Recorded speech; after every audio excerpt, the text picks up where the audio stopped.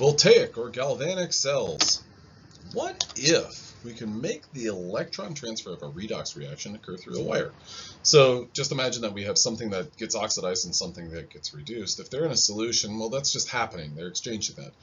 But what if we were able to kind of keep them separate from one another, and those electrons were able to flow through something like a wire from the species that's getting oxidized to the species that's getting reduced? What if we were able to do that? Well, then we'd have electricity. We'd have batteries. And essentially, this is what we're aiming to do. Now, if you look at this, we've got a cell, or we've got a zinc strip. And what's happening with that zinc strip is it is getting oxidized, it's losing electrons, and then those electrons are going somewhere else to reduce them. Now this right here is a model of what's known as a voltaic or a galvanic cell. What I'd like to draw your attention to is over here and over here. We have a zinc strip, and electrons will flow from the zinc strip over to this copper bar, this copper strip. Now these two metal bars are going to exist in a solution, but they're going to be connected through something known as a salt bridge. What this salt bridge is going to allow is it's going to allow for ions to travel between the two solutions. So in these two different solutions, we're going to see the migration of anions towards one end and cations towards the other end. Before we get into the construction of one of those galvanic or voltaic cells, I'd like to talk about some of the important terms surrounding those. We have an anode, a cathode, and a salt bridge. Your anode is your negative electrode. This is where oxidation or your oxidation reaction is going to take place. So this is where your substance is going to lose electrons.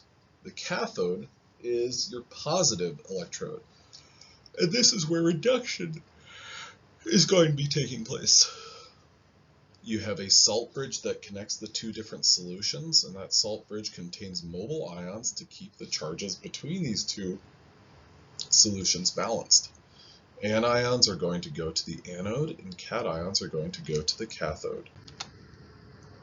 A way that you can remember this is that oxidation occurs at the anode, or anox.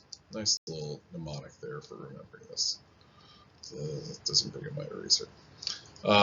Then we have reduction taking place at our cathode.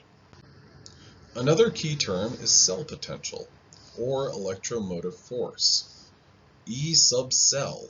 This is your measurement for your cell potential. This is measured in volts.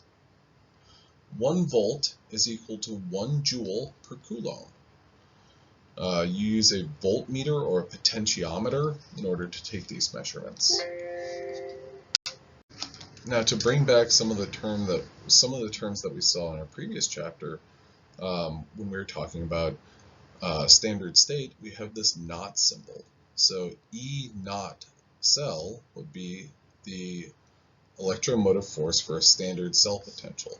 This is 1 atmosphere of pressure, 25 degrees Celsius, or 298 Kelvin.